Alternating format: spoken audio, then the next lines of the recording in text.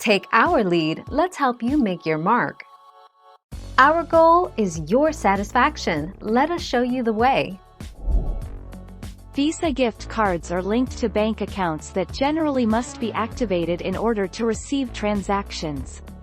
Inactive cards will be declined if used for payment because the associated bank accounts are not ready to be used.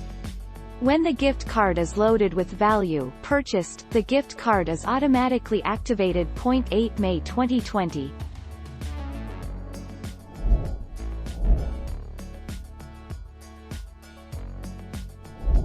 Make your mark, take our lead.